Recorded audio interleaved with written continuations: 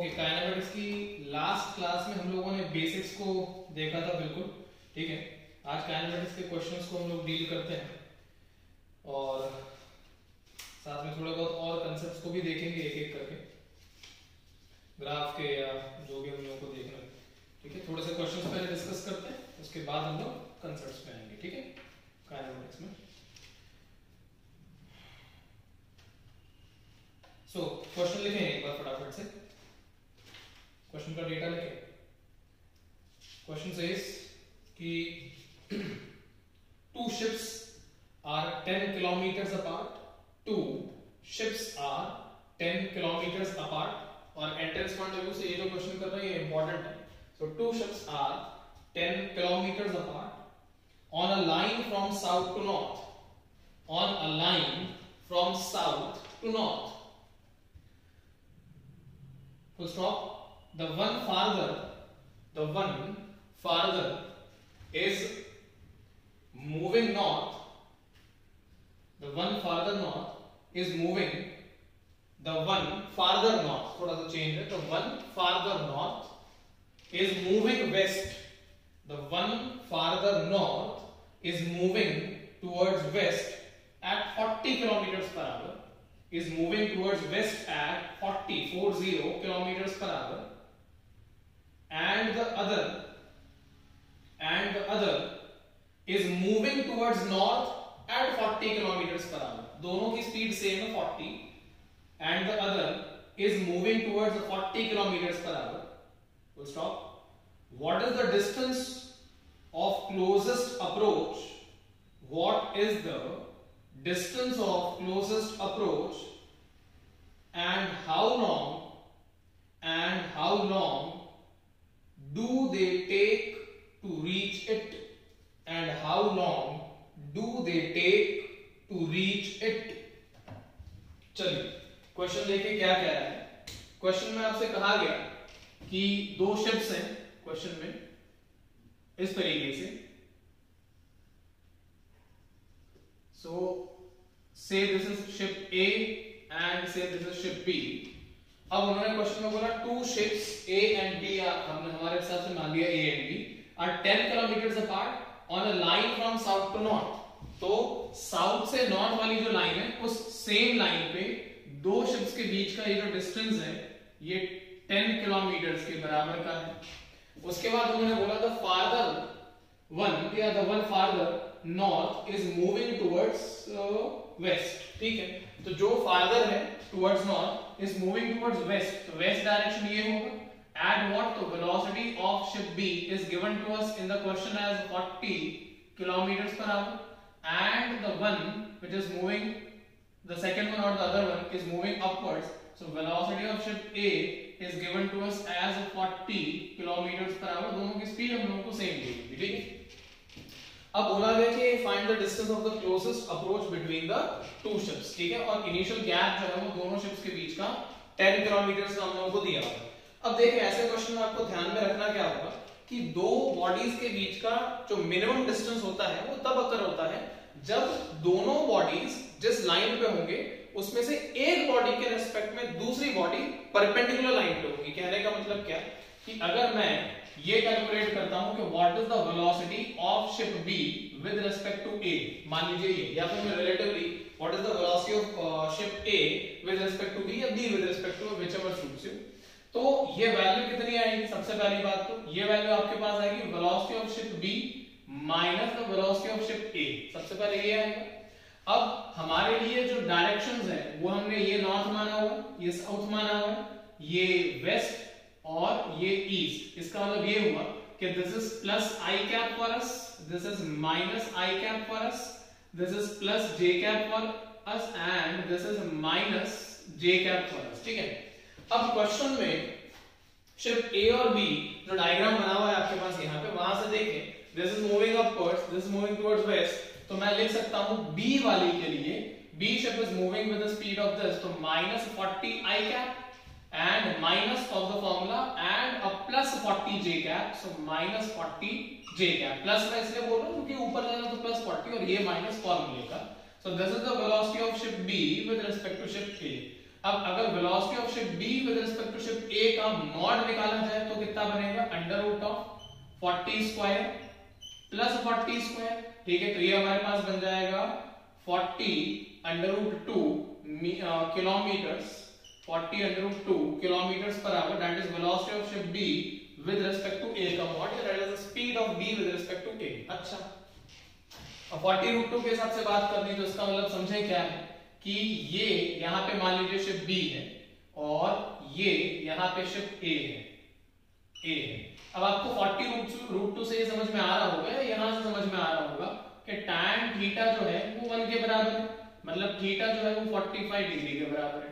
मतलब A जब इस डायरेक्शन में चलेगा इन रियलिटी एंड B जब इस डायरेक्शन में चलेगा इन रियलिटी, तो A को लगेगा कि B जो है वो इस डायरेक्शन में चल रहा है at an angle of 45 degree with a speed of 40 root 2 and this will be again 40, ये 40 ये 40, so this is the velocity of B with respect to A. So when A is moving in this direction, B is moving in this direction towards west, so A will see कि A will observe that B is moving in this line along this line at a speed of 40 root 2. अब अगर मैं इस line के ऊपर point A से एक perpendicular line drop करता हूं, तो जब B वाला जो शिप है वो A के रेस्पेक्ट में इस पर्टिकुलर पॉइंट पे होगा, तब ये डिस्टेंस जो है ये मिनिमम होगा। So this distance will be called as the distance of closest approach. तो हमें यही डिस्टेंस ऑफ क्लोजेस्ट अप्रोच पूछी गई है और साथ में ये पूछा गया है कि इस डिस्टेंस पे, मतलब यहाँ पे इस पॉइंट पे जब B आ जाएगा तो B को इस पॉइंट पे आने में कितना टाइम लगेगा। ये दो हमारे क्वेश्चंस हैं, ठीक है। नाउ A से लेके B तक का ये जो इनिशियल गैप है इन द क्वेश्चन, ये इनिशियल गैप आपको 10 किलोमीटर का पहले से दिया हुआ है, ठीक है। ये एंगल 45 है, दैट्स ऑब्वियस कि दिस एंगल इज आल्सो 45, ठीक है। So what we can do is, what I can write is sin 45 degree which is equals to 1 by root 2। ये हमारे पास आ जाएगा परपेंडिकुलर बाय हाइपोटेन्यूज, तो perpendicular is d minimum and hypotenuse is 10, so हमारे पास आ जाएगा d minimum is equals to 10 divided by root 2 kilometers, that is our d minimum, ठीक है।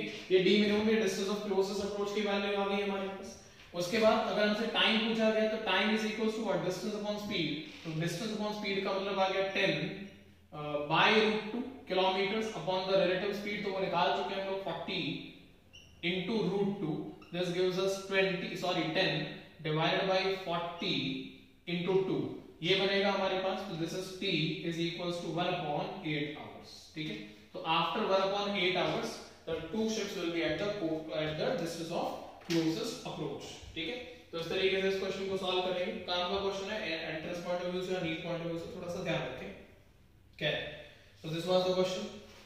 नेक्स्ट क्वेश्चन देखते हैं, एक और लिखें, क्वेश्चन की लैंग्वेज लिखेंगे please.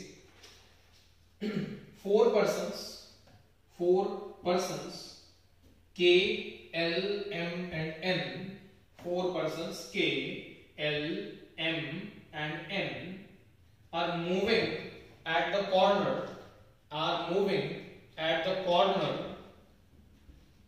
of a square of side,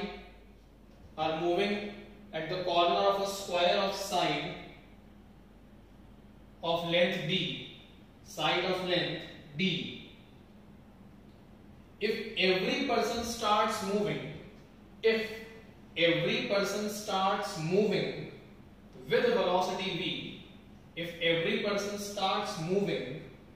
velocity v, such that every person is headed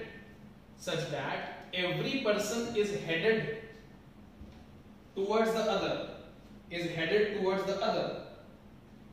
then the time after which the two persons will meet,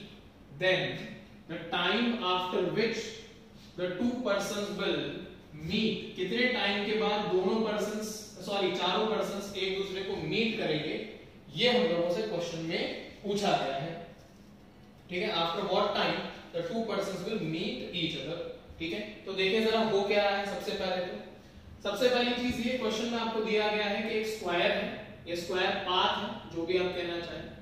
इस स्क्वायर पाथ के ऊपर 4 पर्सन हैं, तो एक पर्सन के है, एक एल है, एक एम है और एक एन है।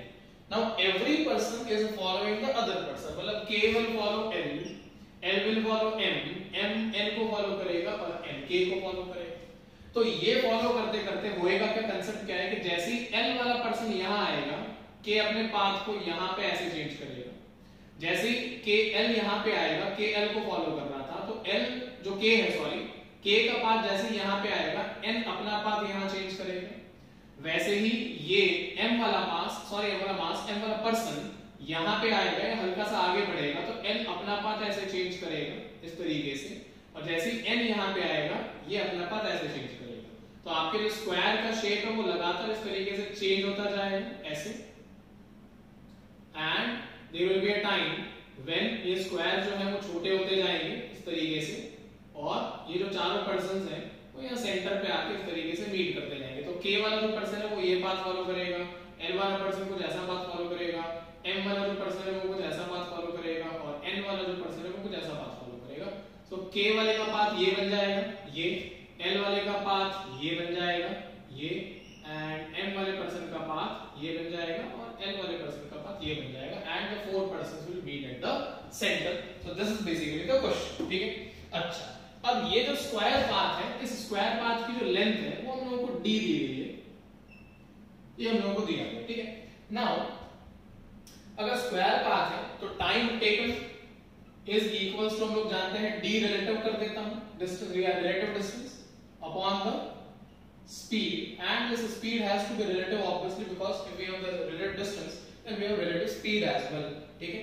अब आप सोचें, अगर रिलेटिव डिस्टेंस की बात करी जाए और रिलेटिव स्पीड की बात करी जाए, तो अल्टीमेटली एक पर्सन जो है, या कोई भी एक पर्सन चारों में से अल्टीमेटली n पॉइंट से o पॉइंट पे पहुंचा, which is the center of the square। तो n से लेके सेंटर तक की जो दूरी होगी वो कितनी होगी, अगर ये d/2 होता, ये d/2 होता, तो ये गैप कितना होता हम लोग निकाल सकते हैं, ठीक है। तो मैं यहाँ पे डिस्टेंस d रिलेटिव की अगर मैं बात करता हूं तो वो कितना कवर होएगा, ये गैप आपका, मतलब स्क्वायर में देख लीजिएगा एक बार, मैं ये कहना चाह रहा हूं कि ये आपका गैप d/2 के बराबर है, ये गैप भी आपका d/2 के बराबर है, तो ये कितना होगा, so all these angles are 45 degree, ठीक है। दिस इज d/2, तो आप चाहे तो ये डिस्टेंस निकालना चाहते हैं, इसको s मान लीजिएगा एक बार के लिए, तो s इज इक्वल टू कितना बनेगा आपके पास, d/2 divided by cosine of 45 degree, ठीक है। आपको s की वैल्यू निकालनी, मतलब एक तरीके से हाइपोटेन्यूज की वैल्यू निकालनी, तो d/2 divided by cosine of 45 degree, cos 45 is 1/√2, तो d की s की वैल्यू आ जाएगी d डिवाइडेड बाय √2, ठीक है। ये डिस्टेंस कवर अप करा सभी ने सेंटर पे पहुंचे, तो आपने s अमाउंट ऑफ डिस्टेंस या d/√2 का डिस्टेंस कवर अप करा, ठीक है।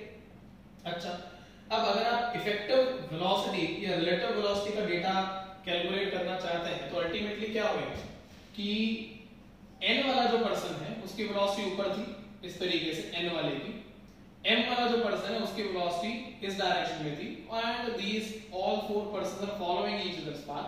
तो एक का कंपोनेंट ये बनेगा और ये इस तरीके से और इस तरीके से आएगा, तो ये 90 डिग्री पे जा रहा है, तो ये आपके पास बन जाएगा v cos 45 degree what minus i cap, ये बन जाएगा सिंपली v j कैप। तो अगर आप v रिलेटिव की वैल्यू निकालेंगे तो v cosine of 45 degree is the relative velocity, इसका कोई लिंक नहीं है इस डायरेक्शन से, तो v cos 45 is v divided by √2, तो आपके पास टाइम टेकन आ जाएगा, distance is d divided by √2 by v divided by √2, so the answer should be d by v, I guess d by v is the correct answer, हाँ ठीक है। तो इस तरीके से ऐसे पैटर्न के क्वेश्चन को सॉल्व करेंगे। एक क्वेश्चन और मैं आपको बता देता हूँ ऐसा करके, मान लीजिए आपके पास स्क्वायर की जगह आपको ऐसे ही क्वेश्चन में कह दिया जाए कि एक ऐसे हेक्सागन है, ठीक है। एक और क्वेश्चन ऐसा पैटर्न का कर लेते हैं, एंड यहाँ पे 6 पर्संस है, 4 नहीं, we have 6 persons over here and they are following each other and the hexagon's side is d each। अब ये वाला पर्सन ऐसे जाएगा, ठीक है, ये वाला पर्सन सीधा जाएगा, ये ऐसे, ये ऐसे, ये ऐसे, every person is following other person. अब इस पर्सन की वेलोसिटी v होगी, तो हमें पता है कि ये जो एंगल होगा वो 60 डिग्री होगा, ये एंगल 120 डिग्री होगा, तो यहाँ पे ये जो कंपोनेंट आएगा ये v cos 60 बनेगा।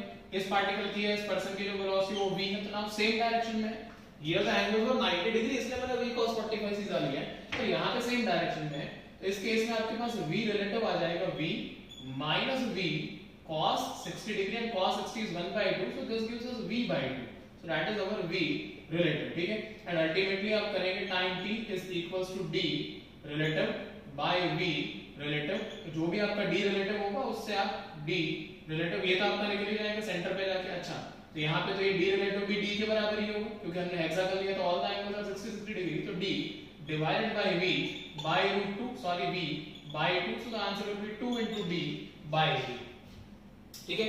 इन केस अगर इसी की बजाय, इन केस एक और पैटर्न देख ले, just a minute, in case अगर इस क्वेश्चन की बजाय हमसे क्वेश्चन में पूछा जाता कि एक ट्राइंगल है, ठीक है, और एक ट्राइंगल के ऊपर 3 पर्सन्स हैं इस तरीके से, तो ये जो पर्सन्स है आपस में एक दूसरे को फॉलो कर रहे हैं इस तरीके से, तो जब ये वाला पर्सन यहाँ आगे आएगा इसका पाथ ऐसा हो जाएगा, ये वाला पर्सन यहाँ आएगा इस पर्सन का पाथ ऐसे हो जाएगा, और ये वाला पर्सन जैसे यहाँ आएगा इस पर्सन का पाथ ऐसे हो जाएगा। तो व्हाट विल हैपन, ये जो ट्रायंगल्स हैं इस तरीके से बनते चलेंगे, तो ये वाला पर्सन ये पाथ फॉलो करेगा, ये पर्सन ऐसे पाथ फॉलो करेगा, ये पर्सन ऐसे पाथ फॉलो करेगा, ये वाले पाथ आएंगे ऐसे, ठीक है। Now in this particular case what will happen, ये पार्टिकल 1 है, ये पार्टिकल 2 है, ये पार्टिकल 3। अब अगर मैं 2 और 3 की बात कर लूं, 2 और 3, तो 2 वाले पार्टिकल की वेलोसिटी ऐसे, 3 वाले पार्टिकल की ऐसे लेंगे, तो ये हमारे पास 60 डिग्री, सॉरी हाँ ठीक है, ये गैप हमारे पास d के बराबर है, तो ये मेरे पास आ गया v cos 60 डिग्री, ऊपर आ जाएगा v sin 60 degree, cos 60 is 1/2, तो आपके पास v रिलेटिव का डेटा कितना बन जाएगा, v relative will be v plus v/2, this gives us 3v/2, relatively जो भी डिस्टेंस कवर हुआ the time t is equal to d divided by 3v/2, so the answer is 2d by 3v, सीधा ही answer निकाल सकते, ठीक है। तो एक ही पैटर्न के हमने 3 क्वेश्चन करे, थोड़ा सा ध्यान रखें, हर बार आपको यही करना है बस। इसमें मैंने किया क्या है, सबट्रैक्शन, क्योंकि same velocity sorry same direction में चल रहे हैं यहाँ पे, इसमें मैंने एडिशन किया है क्योंकि ऑपोजिट डायरेक्शन में स्पीड्स आएंगे आपके पास y एक्सिस और x एक्सिस के, ठीक है। So these 3 are the questions, note down कर लीजिएगा प्लीज। काम के डेटा है, मैं आपको फिर बोल रहा हूँ, नोट करके रखें इन क्वेश्चंस को, वेरी इंपॉर्टेंट।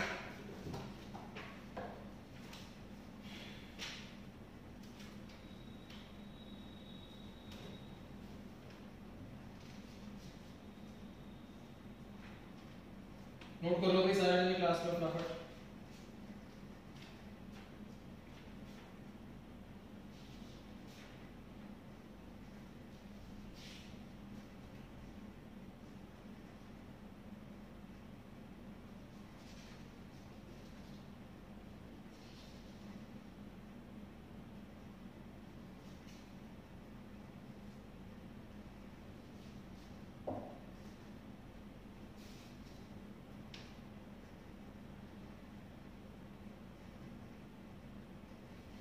ओके, तो ये बेसिक हम लोगों ने थोड़े से कवर अप कर लिए हैं, आगे बढ़ते हैं।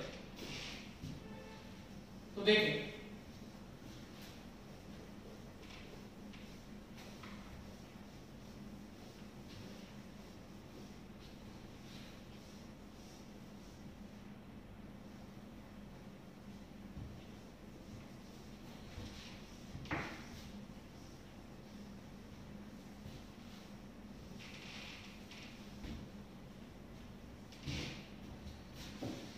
नेक्स्ट पार्ट में क्या है समझे थोड़ा सा।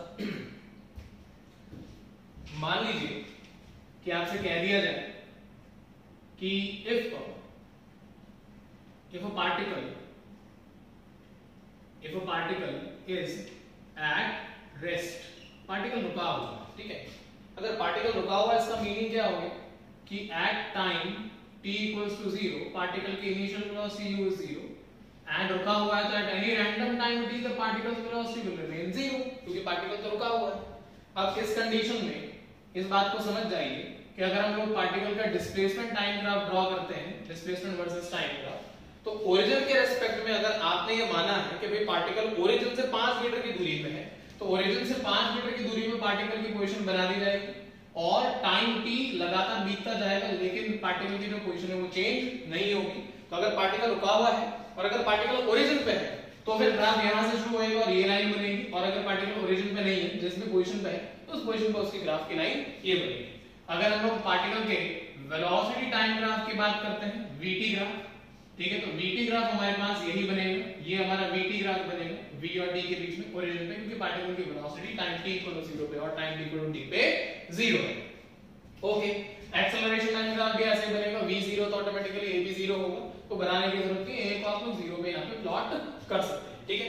अच्छा, उसके बाद आगे समझें, मान लीजिए आपने कह दिया कि if particle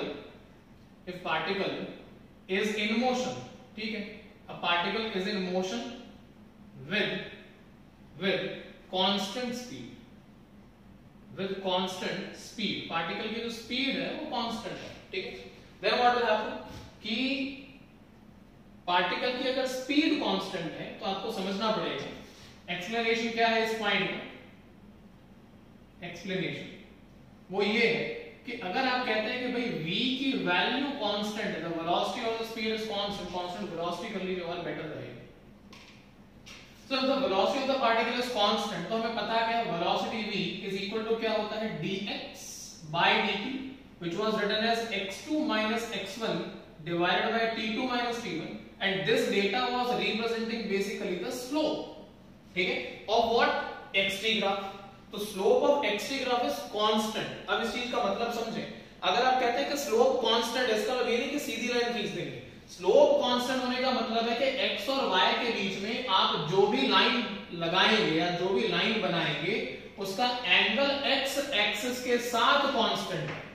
आप कहीं पे भी एक हॉरिजॉन्टल लाइन ड्रॉप कर दीजिए, अगर इस यहां पे आपने 3-4 ऐसे हॉरिजॉन्टल लाइंस ड्रॉप कर दी ऐसे, अब इन सारी लाइनों का 1 का 2 का और 3 का ये एंगल सेम है, तो इस लाइन का स्लोप कांस्टेंट माना जाएगा। सेकंड वाली लाइन के लिए ये एंगल, मैंने ये नहीं बोला है कि थीटा और थीटा, तो ये बात करेक्ट है, पर ये एंगल फाई हो सकता है, ये एंगल फाई हो सकता है, ये एंगल फाई हो सकता है। एक लाइन का एंगल x एक्सिस के साथ एंटी क्लॉकवाइज डायरेक्शन में अगर सेम है तो आप कहेंगे कि उस लाइन का स्लोप कैसा है, कांस्टेंट है। इसलिए अगर मैं इस कंडीशन का displacement versus time graph draw करता हूं तो वो ग्राफ मुझे कैसा नजर आएगा, अगर ओरिजिन से पार्टिकल ने मोशन शुरू करा है तो ऐसा। क्यों? क्योंकि मैंने बोला है कि कांस्टेंट वेलोसिटी, आप चाहें तो ये भी कर सकते हैं, इसमें ऐड कर सकते हैं कांस्टेंट पॉजिटिव वेलोसिटी। अगर आपने कहा कि कांस्टेंट पॉजिटिव वेलोसिटी है, इसका मीनिंग क्या हो गया कि पार्टिकल का जो स्लोप है उस स्लोप का यहाँ पे जो थीटा होगा वो थीटा एंगल जो है वो एक्यूट होगा। If theta is acute then tan theta is always positive, so slope is positive।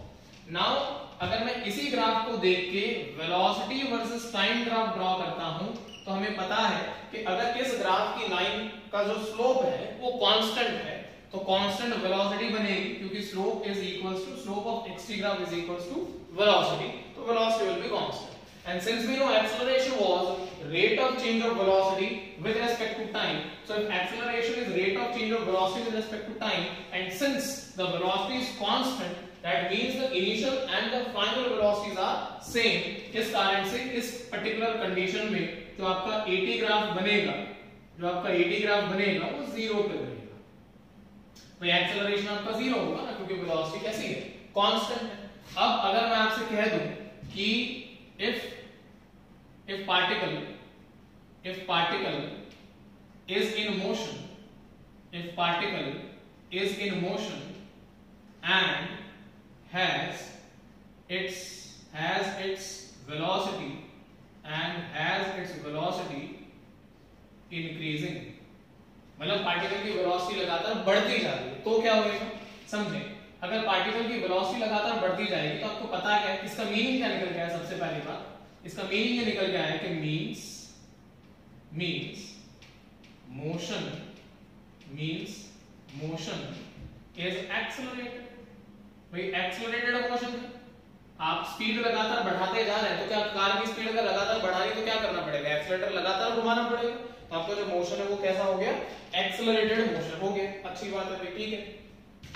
तो इस कंडीशन में क्या होगा कि आपका जो xt ग्राफ है, ठीक है, वो कैसा बनेगा, तो हमें फार्मूला क्या पता है, s is equals to ut plus half at square। इसमें भी मैंने आपको थोड़ा सा पहले क्लास में बताया हुआ है कि ये जो s है ये रियलिटी में क्या है, s minus S not is equal to u t plus half into a t square. ये एस नॉट क्या है, S not is basically the position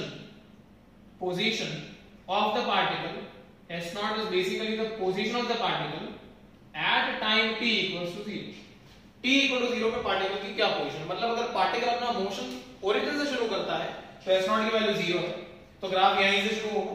अगर ओरिजिन से शुरू नहीं करता है तो फिर जहां से उसने शुरू करा होगा वो पर्टिकुलर पोजीशन कहलाएगी उसकी, ठीक है। अच्छा, तो ये इस इक्वेशन के बेसिस पे अगर आपका एक्सेलरेशन 0 नहीं है, एक्सेलरेशन आपका पॉजिटिव है, तो इस इक्वेशन के बेसिस पे एक्सेलरेटेड मोशन होने के कारण the graph will be a parabola, s की पावर 1 रहेगी, 2 की t की पावर आपके पास 2 है, एंड हेंस इस क्वेश्चन का या इस कांसेप्ट का आपका जो xt ग्राफ है, जो x वर्सेस t ग्राफ है, वो ये रहेगा with a parabolic, sorry with a positive slope, ठीक है, इस तरीके से, क्योंकि वेलोसिटी आपकी लगातार बढ़ती जा रही है। अच्छा ठीक है, बहुत बढ़िया। अगर वेलोसिटी लगातार बढ़ती जा रही है और v t ग्राफ है, ठीक है, v वर्सेस t ग्राफ है, तो अभी तक आपकी वेलोसिटी लगातार कांस्टेंट थी या जीरो थी, जो भी था आपके पास, हां पहले कांस्टेंट थी। Now the velocity is continuously increasing and positive, ये भी है, ठीक है, पॉजिटिव एंड इंक्रीजिंग, तो लगातार वेलोसिटी बढ़ती जा रही है। अब एक चीज को ध्यान से सुनिए, मींस मोशन इज, एक मिनट एक काम करते हैं, इसके दो केसेस बना लेते हैं। Means motion is uniformly accelerated, मैं ऐसा कह देता हूं, यूनिफॉर्मली एक्सेलरेटेड, ठीक है, पॉजिटिवली कांस्टेंट, मतलब इंक्रीज हो रही है लेकिन कांस्टेंट अमाउंट में इंक्रीज हो रही है। मैं आपको समझाता हूं क्या है, देखिए भाई, मान लीजिए t इक्वल टू 1 सेकंड पे वेलोसिटी वाज 1 या वेलोसिटी वाज इक्वल टू 10, मान लो, फिर t इक्वल टू 2 सेकंड पे 10 metre per second, t equal to 2 seconds पे the velocity become 20 metres per second, फिर t इक्वल टू 3 सेकंड्स पे the velocity becomes 30 metres per second, and t equals to 4 seconds पे the velocity becomes 40 metres per second. So every time, हर एक second के gap पे the change in the velocity is of 10 10 and 10, हर एक second के gap पे, after every 1 second the velocity is increasing by 10 meters per second, ठीक है। इसका मीनिंग ये हुआ कि वेलोसिटी लगातार बढ़ तो रही है, velocity is increasing, velocity is positive, but it is increasing constant amounts में, it is increasing in a constant amount, so the amount of increment of the velocity is constant। अगर amount of increase in the velocity is constant, that means the motion is uniformly accelerated motion। acceleration का जो amount है वो constant है या uniform है, इस बार acceleration का amount 0 नहीं है। so in that particular case, in this situation, अगर आपका xt ग्राफ ऐसा आएगा तो आपको समझना होगा कि जो vt ग्राफ होगा, अगर xt ग्राफ ऐसा है तो जो vt ग्राफ होगा वो ये होगा, पहली चीज।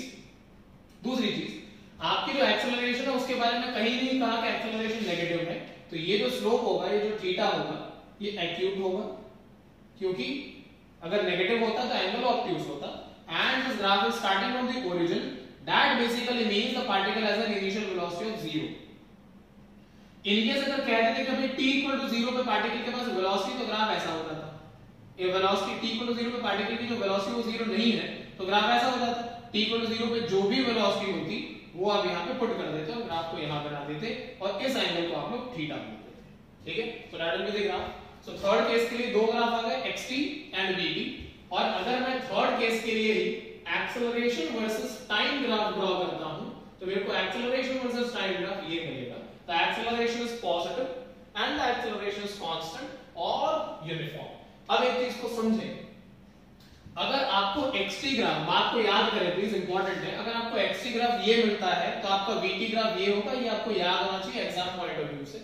ये दो बातें आपको बहुत क्रिटिकली याद होनी चाहिए। एक और चीज, अगर आपके एक्सेलरेशन नेगेटिव है तो ये जो ग्राफ है उसका स्लोप पलट जाएगा, तो ग्राफ ऐसा आना शुरू हो जाएगा। ये चीज हम लोग कर चुके हैं, क्लास में भी डिस्कस कर चुके हैं, नेगेटिव एक्सेलरेशन, पॉजिटिव एक्सेलरेशन, ठीक है। वो that basically is what, the decreasing velocity and the increasing velocity.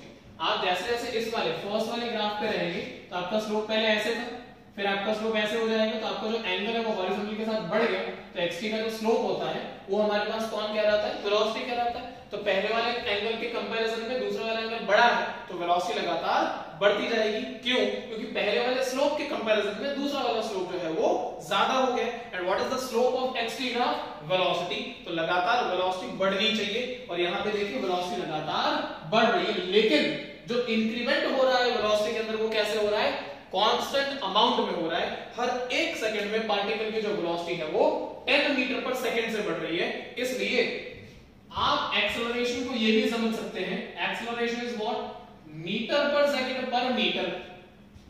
एक सेकंड में कितने मीटर पर सेकंड से स्पीड चेंज हो रही है, एक सेकंड में कितने मीटर पर सेकंड से स्पीड चेंज हो रही है, उसको एक्सेलरेशन कहते हैं। ठीक है, because it is rate of change of speed या sorry rate of change of velocity with respect to time, and the direction of acceleration is along what?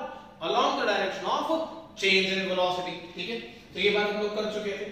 इतना डेटा नोट डाउन करेंगे, पॉज करके उसके बाद आगे चलते हैं। सो नेक्स्ट देख, एक्स-t ग्राफ हो गया हमारे पास, यूनिफॉर्मली एक्सेलरेटेड मोशन के और ये सारे। नाउ अगर मैं इतने ही डेटा को यूज करके आपको 2-4 पॉइंट्स और बताना चाहूं, इतने ही डेटा को बस यूज करके, तो देखें क्या है। हमने लास्ट क्लास में मोशन अंडर ग्रेविटी की कुछ एक बातों को स्टडी किया था। तो मोशन अंडर ग्रेविटी, तो हम लोगों ने ये कहा था कि अगर मैं ग्राउंड से किसी बॉडी को ऊपर थ्रो करता हूं, ग्राउंड से किसी बॉडी को ऊपर थ्रो करता हूं, तो मैंने पॉइंट ए से बॉडी को थ्रो करा, तो this point A is my point of projection, so it is 0,0। मैंने आपको एक चीज बोली थी कि आप पॉइंट ऑफ प्रोजेक्शन को ही ओरिजिन मानेंगे। ठीक है, point of projection is treated like the origin. So 0,0 हमने पॉइंट ऑफ प्रोजेक्शन को मान लिया। अब बॉडी जो है वो ऊपर जाती है और किसी मोमेंट ऑफ टाइम पे बॉडी की जो काइनेटिक एनर्जी है वो पूरी की पूरी पोटेंशियल एनर्जी में कन्वर्ट हो जाती है, और ये कहां पे हुआ? तो पॉइंट बी पे हुआ। तो हम लोग ये बात जानते हैं कि what is the velocity at point B of the ball? It is 0। फिर the body will again what? It will again return back to the position C. तो बॉडी जो है वो सी पॉइंट पे रिटर्न बैक हो जाएगी। तो पहले बॉडी ऊपर जा रही थी, अब बॉडी नीचे जाएगी। ये बात हम लोग जानते हैं। ठीक है, अब ए से सी को टाइम ऑफ एसेंट कहा गया, ए से बी को टाइम ऑफ एसेंट कहा गया था, और इसको टाइम ऑफ डिसेंट कहा गया था। अब इतनी बातें आप लोग बहुत अच्छे से जानते हैं, दिस हाइट इज से h। ठीक है, हाँ, तो इतनी बातें हम लोग बहुत अच्छे से जानते हैं कि अगर मेरे को h की वैल्यू निकालनी है, या मेरे को टाइम ऑफ एसेंट या टाइम ऑफ डिसेंट या टोटल टाइम ऑफ फ्लाइट निकालना है, तो वो आंसर कितने कितने आए थे? तो हम लोगों ने क्या किया था, एक बार briefly, vv² minus uk² is 2 into a into s। अगर मेरे को b पॉइंट की वेलोसिटी पता है 0 है, माइनस v0 का स्क्वायर, a पॉइंट पे जो भी वेलोसिटी वो v0 है, तो v0 square is 2 into minus g into h। तो आपके पास v0 की वैल्यू आ गई √2 into g into h, या फिर h की वैल्यू आ गई v0 स्क्वायर बाय 2g। अपनी कॉपी में देख लीजिए, डिराइव करवाया है। ठीक है, टाइम की वैल्यू निकालनी तो कैसे निकलेगी टाइम की वैल्यू? तो v equal to u plus at use कर लीजिए। तो vb is 0, time of ascent की बात कर रहा हूं, एंड u प्लस at तो minus g into time of ascent. तो दिस, तो ये आ गया आपके पास time of ascent is equals to v0 by g। तो total time of flight was 2v0 by g। ठीक है, अब एक चीज को समझें, अगर मैं इस ग्राफ सॉरी इस डेटा के xt vt at ग्राफ बनाना चाहता हूं तो कैसे बनेंगे, आइए देखते हैं। ये y एक्सिस ले लिया हमने। ठीक है, जस्ट अ मिनट। अगर मैं इस एक्सिस को y एक्सिस लेता हूं, y एक्सिस में मैंने पहले यहाँ पे डिस्प्लेसमेंट वर्सेस टाइम ग्राफ बनाना है, देन यहाँ पे फिर से टाइम, एंड देन यहाँ पे फिर से time. Now I will plot here acceleration and will plot velocity over here. ठीक है, सो vt at and xt graph अगर मैं ड्रॉ करता हूं तो समझें वो क्या रहा है। सबसे पहले a से b रिटार्डिंग मोशन है, बात को समझिएगा। a से b रिटार्डिंग मोशन है, gravity is acting opposite to the direction of velocity, and hence due to retardation body b की वेलोसिटी, यहाँ पे बॉल की वेलोसिटी और बॉडी की वेलोसिटी b पॉइंट पे 0 होगी। फिर बॉडी b से c जब आती है तो b से c it is an accelerated motion, because the direction of the acceleration due to gravity and velocity are parallel. जब एक्सेलरेशन का डायरेक्शन और वेलोसिटी ऑफ द बॉडी का डायरेक्शन ऑपोजिट होता है, रिटार्डिंग मोशन होगा। ऑपोजिट का मतलब है कि आपने एक तरीके से ब्रेक लगाना शुरू कर दिया, तो आप b पॉइंट पे जाके रुक गए। फिर b से c जब आप नीचे आ रहे हैं तो जो जिस दिशा में वेलोसिटी है उसी दिशा में तो acceleration due to gravity act कर रही है and hence the motion is accelerated motion. अच्छा भाई ठीक है, तो आपको ये बात समझ में आनी चाहिए कि पहले वेलोसिटी कम होती जाएगी और जैसे हाइट आती जाएगी पर वेलोसिटी कम होती जाएगी। इसका मतलब क्या हो गया, पॉइंट को समझे, बहुत इंपॉर्टेंट है। जब आप कह रहे हैं कि एक पॉइंट से शुरू हुआ, वेलोसिटी कम होती जाएगी, तो एक्स-टी ग्राफ में the slope should become zero at a particular moment of time. And what is that moment of time? That moment of time when the displacement is becoming h, when the displacement is becoming h and the velocity is becoming zero, that moment of time is v naught by g, time of ascent. And उसमें भी क्या, अगर velocity को आपको zero करना है तो आपका जो स्लोप है वो लगातार कम होता जाना चाहिए, तो यहाँ पे आपका स्लोप जीरो हो जाएगा। अगर मैं एक्स-टी ग्राफ की बात करता हूं तो इस तरीके से भाई इस पर्टिकुलर पॉइंट पे क्या है, हॉरिजॉन्टल लाइन आएगी और हॉरिजॉन्टल लाइन का स्लोप क्या होता है, जीरो। तो ये मैंने एक्स-टी ग्राफ बनाना शुरू करा और उसके बाद क्या होगा, what will happen afterwards, the slope should increase. तो नीचे जाते हुए हमने स्लोप को इंक्रीज करवा दिया, ठीक है। तो हमने पॉइंट ए से शुरू करा, फिर हम पॉइंट बी पे पहुंचे डायग्राम में, और ये हम लोग वापस से पॉइंट सी पे पहुंचे। तो ए से बी पहुंचने में जो हमें टाइम लगा वो कोऑर्डिनेट कितना लगा, v नॉट बाय g।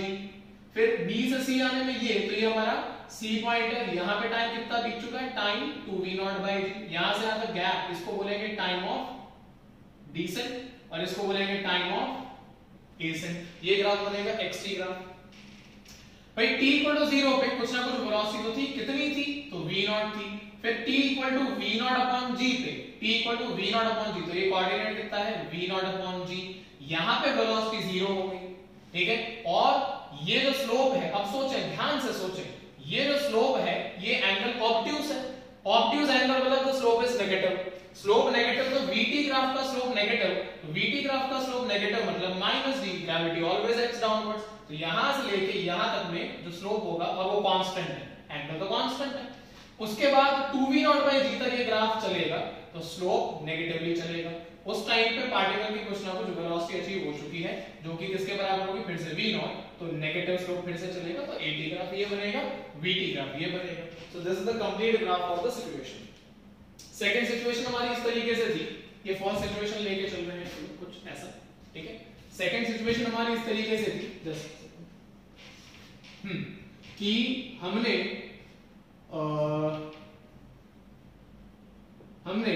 किसी टावर से या बिल्डिंग से व्हाटएवर एक h हाइट के टावर से या बिल्डिंग से हमने एक बॉडी को ड्रॉप करा था, the body was dropped. So if the body is dropped, after dropping the body is coming down from point A to point B, ठीक है। इस सिचुएशन का अगर मैं xt, vt और at ग्राफ ड्रॉ करता हूं तो देखिए क्या बनेगा। यहाँ पे मैं x मान के चल रहा हूं, मैं टाइम लेके चल रहा हूं, यहाँ पे v, t एंड ये a एंड t, ठीक है। अच्छा एक मिनट, यहां पे सो अगर हम A से B की बात करते हैं तो A point is our what is A point, our point of projection. तो A पॉइंट 0,0 माना जाएगा, ठीक है। मैंने यही बताया था आपको, जहां से बॉडी को प्रोजेक्ट करते हैं आप उसे 0,0 का नाम दे देते हैं, तो 0,0 is this. So what is happening is, अगर आप h हाइट को कवर अप कर रहे हैं तो h हाइट आप B पॉइंट पे आके कवर अप करेंगे और आपकी इनिशियल वेलोसिटी 0 है, तो B पॉइंट पे आके जो भी वेलोसिटी हो जाएगी वो कितनी हो जाएगी, तो अंडर रूट ऑफ 2gh हो जाएगी। ये आप लोगों को पता है, v square minus u square equal to 2s, u is equal to 0, तो v is under root of 2gh। a से b आने में टाइम कितना लगेगा, तो s equal to ut plus half t square लगा लीजिए, तो h की वैल्यू कितनी आएगी, minus h, initial velocity 0 minus half into j into t square, minus minus cut जाएगा, h is equal to half dt square आ जाएगा, तो टाइम t की वैल्यू आ जाएगी अंडर रूट ऑफ 2g/h। ये सारा आपकी कॉपी में लिखा हुआ, मैं लास्ट के लेक्चर में सिखा चुका हूं।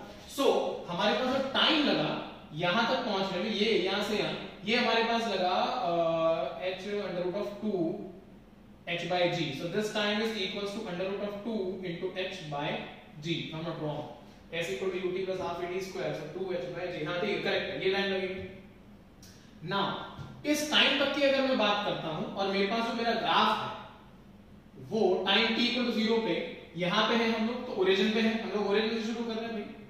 हमारा ओरिजिन पॉइंट ए है, प्लीज कृपा करके बात को समझें।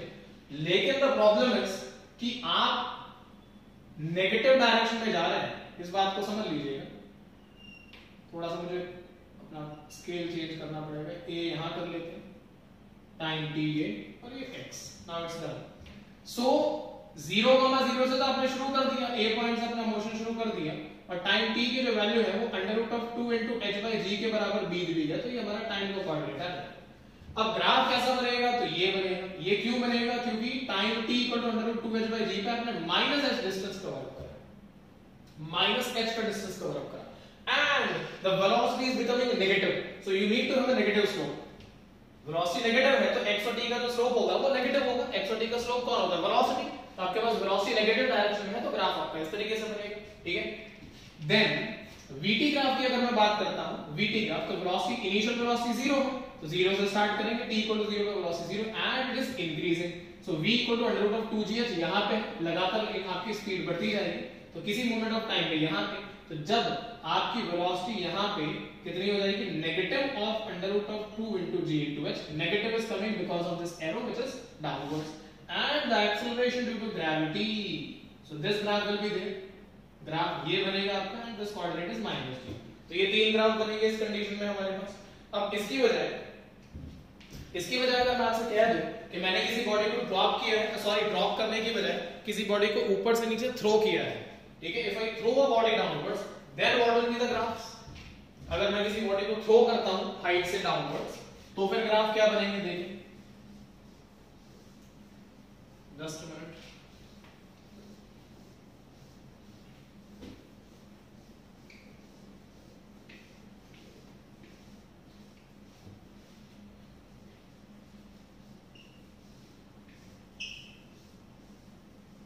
ओके,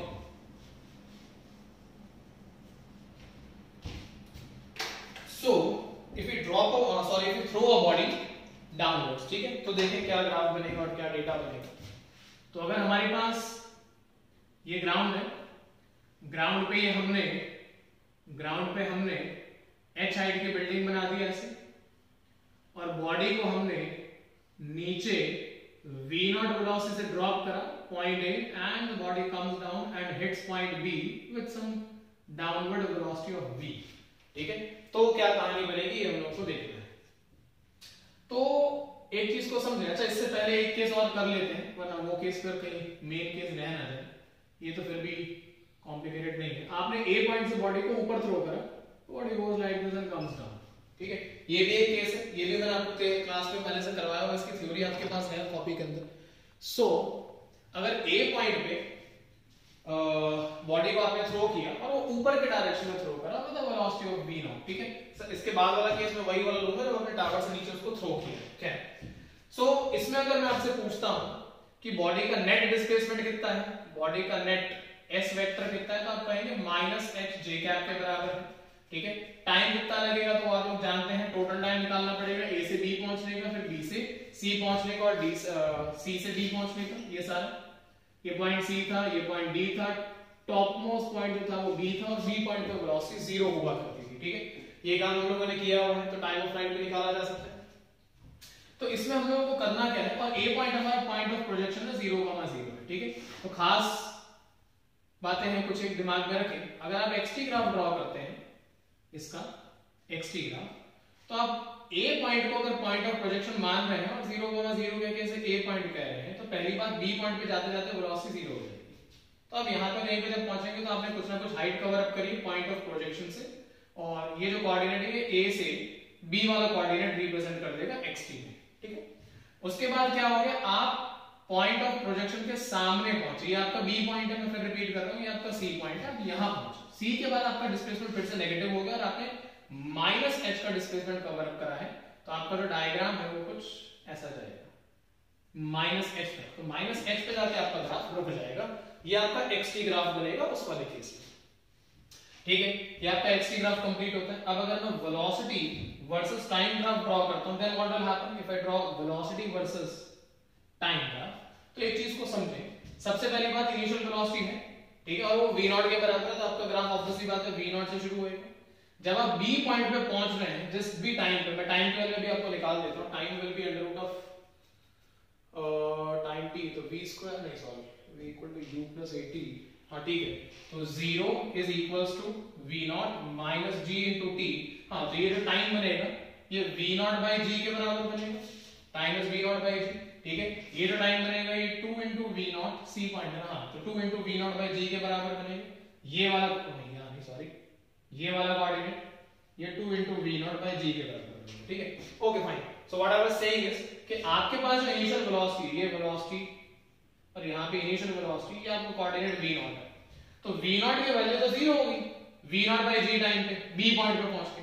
फिर क्या हुआ, c पॉइंट तक पहुंचे तो फिर से यहाँ पे आपके पास वेलोसिटी आ गई और ये यहाँ पे आ गई 2v नॉट बाई जी पे। Now here we have some coordinate and that coordinate is minus of v not, और उसके बाद भी ग्राफ आएगा, तो आपको मैं vt ग्राफ यहाँ अलग से बना देता हूँ। ये v बना दिया हमने और ये हमने t बना दिया, यहाँ पे कोऑर्डिनेट मान लिया v not by G, yes हाँ ठीक है v नॉट बाई जी, यहाँ पे मान लिया हम लोगों ने 2 इंटू v नॉट बाई जी। तो आपका जो ग्राफ है, तो जो ग्राफ है वो v नॉट से शुरू होगा ऐसे, v not by G time पे 0 हो जाएगा, फिर 2v नॉट बाई जी पे जाएगा ऐसे, और उसके भी आगे जाएगा ऐसे, ठीक है। क्योंकि ये पॉइंट आपका क्या रिप्रेजेंट कर रहा है, पॉइंट सी, ये b, और ये यहाँ पे कहीं पे किसी टाइम पे पॉइंट d रिप्रेजेंट कर रहा है ऐसा, ठीक है। AT ग्राफ बनाना है तो AT ग्राफ तो बहुत आसान है, AT ग्राफ में कोई पंगा नहीं आएगा, acceleration versus time graph, it will be a minus u throughout the motion, acceleration is or acceleration due to gravity is negative as well as downwards. So this is xt, vt या vt and this.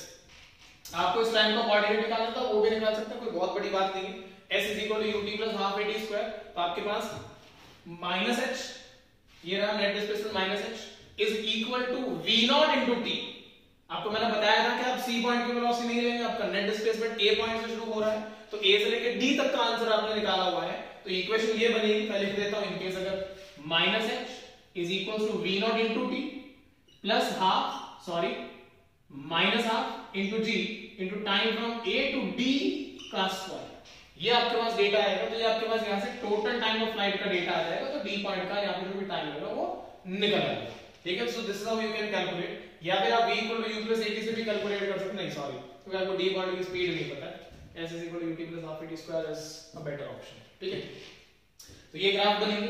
In case अगर आप किसी चीज को convert करना चाहते हैं, किसमें कि अगर आपने किसी बॉडी को थ्रो किया है डाउनवर्ड्स, ठीक है, मैंने जानबूझ के वो इसीलिए पहले अपना जो क्वेश्चन है वो इसमें कन्वर्ट कर लिए।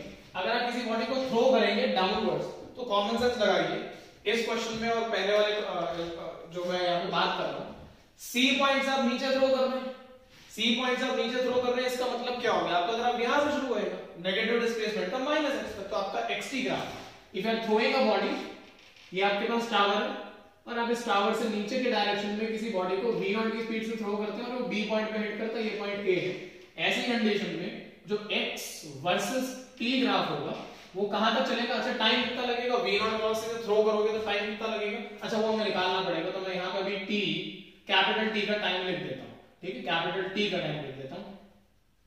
तो ग्राफ आपका ओरिजिन से शुरू हुआ और आप कहां पे टच करेंगे, तो माइनस h पे टच करेंगे, सॉरी माइनस h पे टच करेंगे, फिर आप v वर्सेस t का ग्राफ अगर ड्रॉ करते हैं तो वेलोसिटी का इनिशियल वेलोसिटी आपके पास v नॉट थी, ठीक है, और आप हिट कर देते हैं ग्राउंड पे यहाँ पे माइनस h पे, तो यहाँ पे जाके आपके पास वेलोसिटी कुछ ना कुछ हो जाएगी, तो सॉरी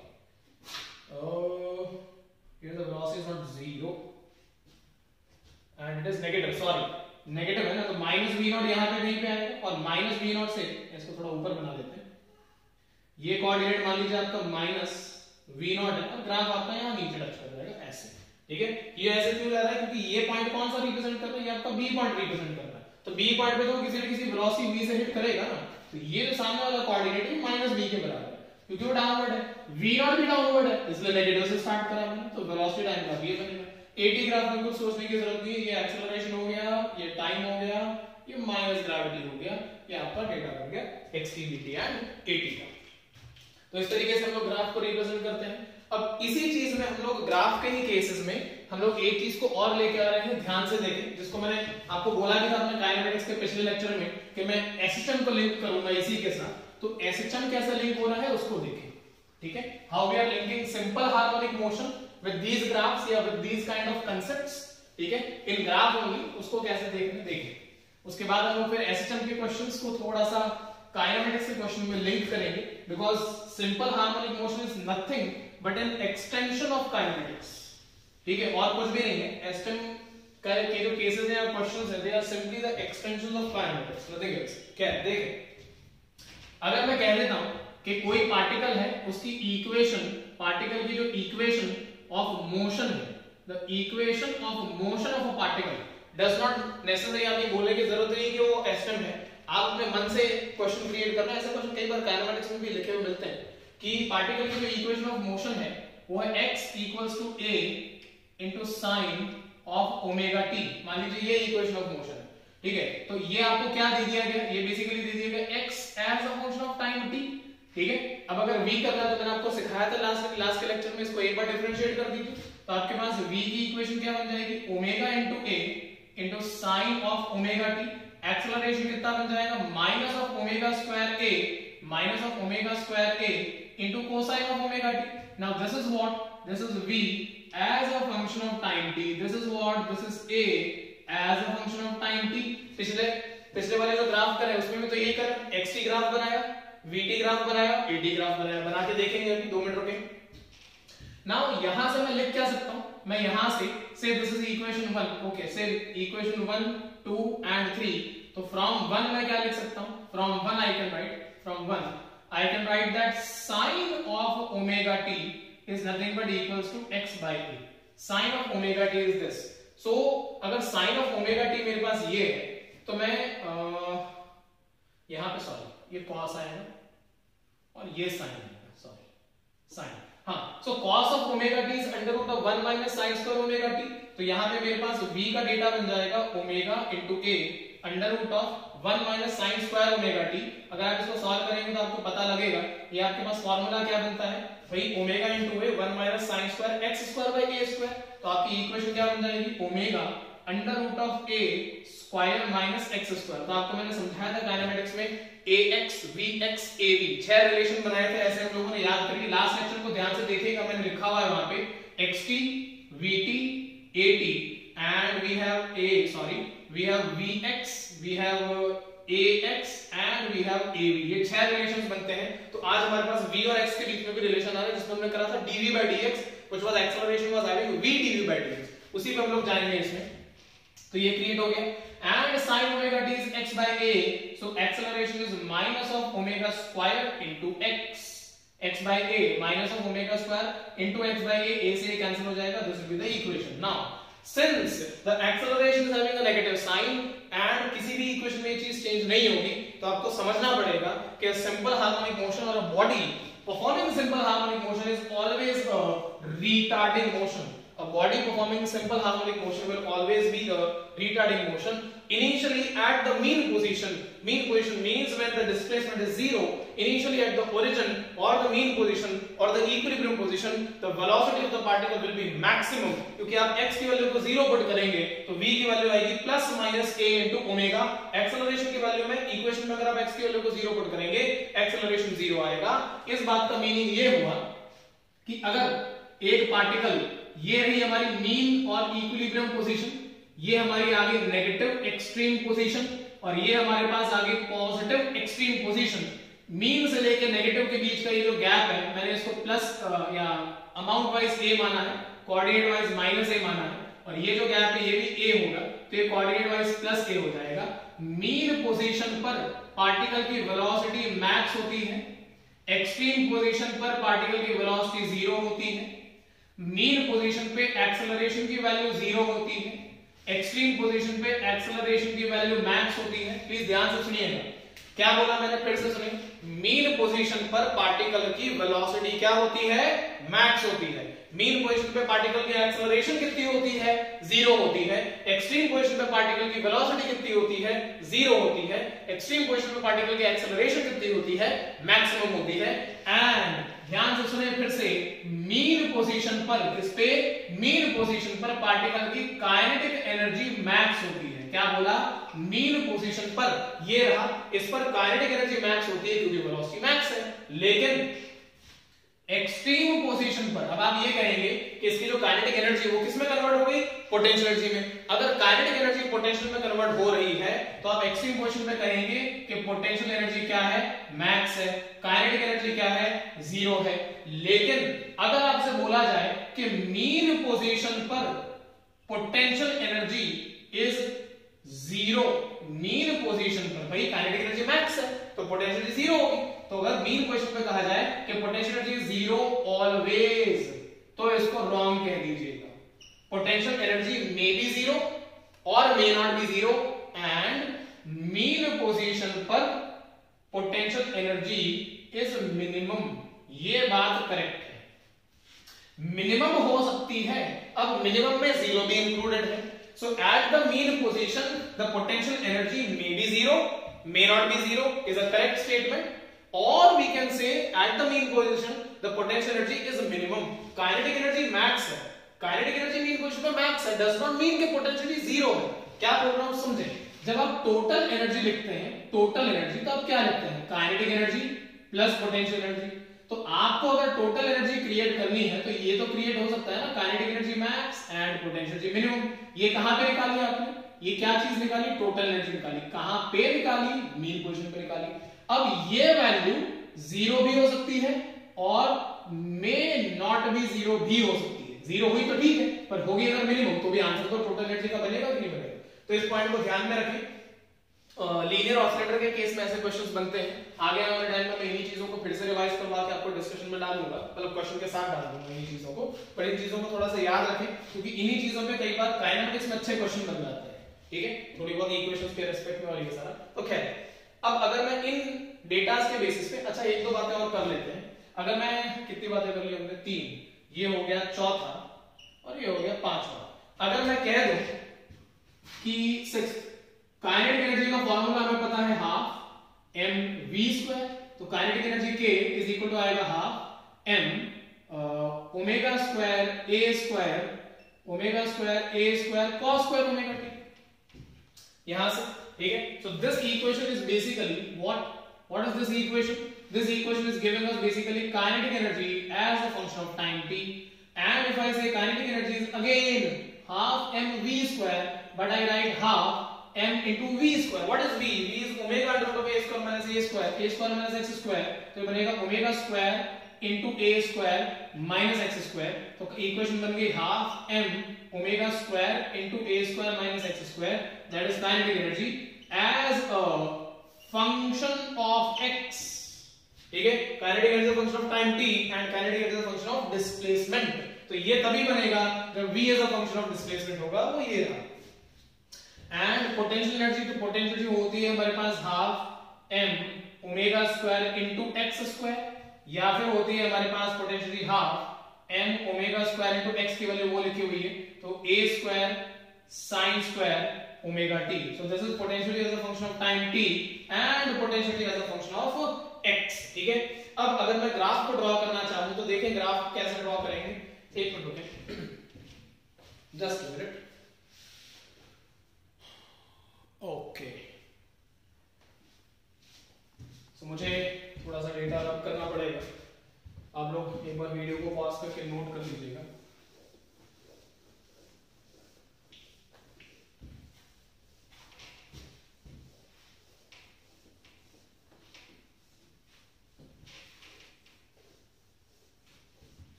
तो मैं ये कह रहा था कि अगर हमारे पास 3 ग्राफ बनाए गए सिंपल से, x versus time, velocity versus time, acceleration versus time.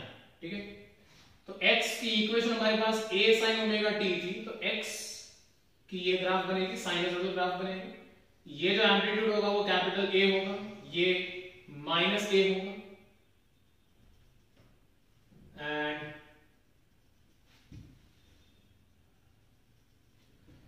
V का इक्वेशन हमारे पास, x की इक्वेशन थी x equal to A sine omega t, V की इक्वेशन थी omega into A cosine of omega t। सो ये ग्राफ बनेगा, जस्ट अ मिनट।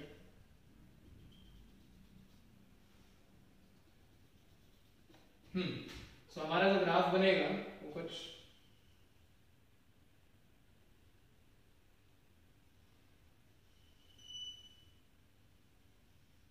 ऐसा बनेगा और एक्सेलरेशन की इक्वेशन थी माइनस ओमेगा स्क्वायर ए साइन ओमेगा टी। तो नेगेटिव साइन के कारण और साइन होने के कारण ग्राफ ये बनेगा। ठीक है, अब हमने किया क्या है, xt vt और at ग्राफ ही बनाए। भाई पहले वाले केस में क्या था, एक्सेलरेशन कांस्टेंट था तो नेगेटिव साइन में नीचे आना था। एक्सेलरेशन यहाँ पे टाइम का फंक्शन है या और टाइम का फंक्शन है पर कैसा है, साइनोइडल फंक्शन है, तो साइन ग्राफ बन जाएगा xt vt और at का।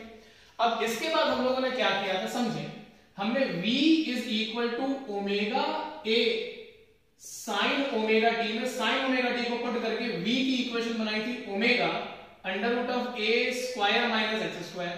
तो ये बन जाएगा v square is equal to omega square a square omega square x square. यहां से मैंने लिख दिया v square plus omega square x square is equal to omega square a square. यहां से मैंने कर दिया v square by omega square a square sorry plus x square by a square is equal to 1। अब अगर मैं v और x के बीच में ग्राफ ड्रॉ करता हूं तो what I will gate is a ellipse. ठीक है, v के बीच में और x के बीच में x square plus sorry x square by a square. Ellipse की इक्वेशन क्या होती है, x square by a square y square by b square equals to 1। तो v और x के बीच में जब भी ग्राफ बनेगा तो इलिप्स बनेगा। अब इसमें आप x की वैल्यू को 0 पुट करेंगे तो ये कोऑर्डिनेट्स आएंगे तो बन जाएंगे ओमेगा इनटू a ये और ये minus omega into a। v की वैल्यू को 0 पुट करेंगे ये चीज खत्म हो जाएगी, प्लस a एंड माइनस है तो minus a and plus a will be the coordinates of this equation. ठीक है, and acceleration is equal to the minus of omega square x। तो यहां से मेरे पास एक्सेलरेशन वर्सेस x का जो ग्राफ बनेगा वो मेरे पास कैसा बनेगा, वो मेरे पास ऐसा बनेगा। क्यों बनेगा ये रिप्रेजेंट क्या कर रहा है भाई, y equal to minus of mx। तो मेरे पास स्लोप नेगेटिव आनी चाहिए। ठीक है, इस ग्राफ की स्लोप कितनी है, इस ग्राफ की स्लोप है माइनस ऑफ ओमेगा स्क्वायर। ठीक है, a की पावर 1 है x की पावर 1 है तो y इक्वल टू mx का ग्राफ बन गया, माइनस mx का ग्राफ बन गया सॉरी। ठीक है, एंड अगर मैं कर लेता हूं f इज इक्वल टू क्या होता है ma, तो इसको लिख दूंगा minus m omega square x। तो फोर्स और x के बीच में ग्राफ क्या बनेगा, फोर्स और x के बीच में ग्राफ क्या बनेगा, ये एंगल फिर से एक्यूट है लेकिन इस ग्राफ का स्लोप कितना है भाई, इस ग्राफ का स्लोप है माइनस m ओमेगा स्क्वायर। ठीक है, फोर्स और x के बीच में a और x के बीच में ये हो गया। अच्छा, अगर मैं ड्रॉ करता हूं काइनेटिक एनर्जी और उसका ग्राफ तो देखिए एक बार ध्यान से सुनिए, काइनेटिक एनर्जी का फार्मूला क्या है, हाफ m v स्क्वायर और v की इक्वेशन क्या आती है हमारे पास, omega into a into cos omega. यहाँ देखें ध्यान से, तो मैंने इसको लिखा half m omega into a that is omega square into a square into cosine square omega t। That was our equation. ठीक है, नाउ ओमेगा को हम लोग जानते हैं, लिख सकते हैं 2 पाई इनटू न्यू। ठीक है, और यहां पे अगर मैं लिखता हूं तो मैं लिखता half m omega square a square into cosine of square and 2 pi into new into t whichever वे। और cos स्क्वायर है तो आप ये जानते हैं कि cos 2 theta is equal to हमारे पास क्या फॉर्मूला होता है, 2 cos square theta minus 1 and 1 minus 2 sin square theta. तो cos 2 थीटा के जो दो फॉर्मूले हैं उसमें अगर मैं cos स्क्वायर थीटा को cos 2 थीटा के डेटा से रिप्रेजेंट करूंगा, रिप्लेस करूंगा, तो यहां पे मेरे पास आता है 2 cos square omega t minus 1 is equal to cosine of 2 into omega t। तो I will get 1 plus cosine of 2 omega t divided by 2 is equals to cosine square of omega t। अगर मैं ये data लिखता हूं तो आपको समझ में आएगा 1 plus cosine of 2 into 2 pi nu into t divided by 2। तो ये मेरे पास 4 पाई न्यू बन गया या ट्वाइस ऑफ न्यू बन गया। I can write it as 1 plus या 1 by 2 plus cosine of 2 pi into 2 nu, 2 pi into 2 nu by 2। ये इक्वेशन बन जाएगी मेरे पास।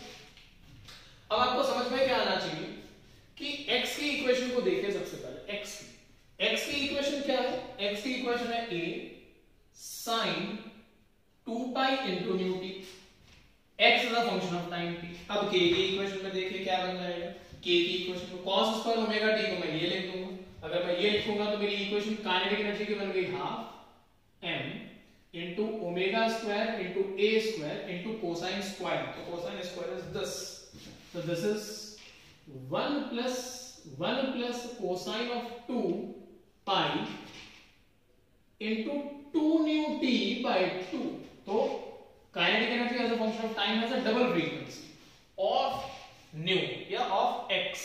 इसका मतलब ये कि अगर मैं काइनेटिक एनर्जी का ग्राफ ड्रॉ करता हूं और मुझे पता है कि यहां से लेके यहां तक जो टाइम बीतता है वो टाइम पीरियड के बराबर बीतता, तो मैं यहां पे कैपिटल T को प्लॉट कर देता हूं। तो जितने टाइम में डिस्प्लेसमेंट का एक ऑसिलेशन कंप्लीट होता है with a frequency nu, same time में काइनेटिक एनर्जी के दो ऑसिलेशन कंप्लीट होंगे because the frequency of kinetic energy is double the frequency of the displacement. Hence I get the graph as, ये तो total energy हो जाएगी,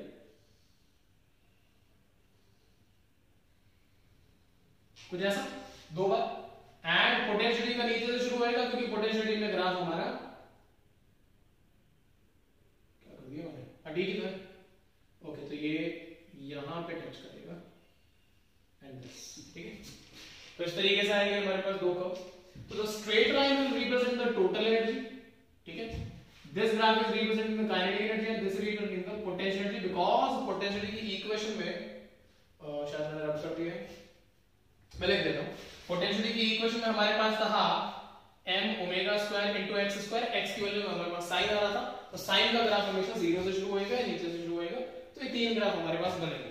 ये graph काफी इंपॉर्टेंट है, ध्यान रखिएगा। जेई में एक बार 2016 में ये क्वेश्चन आ चुका है।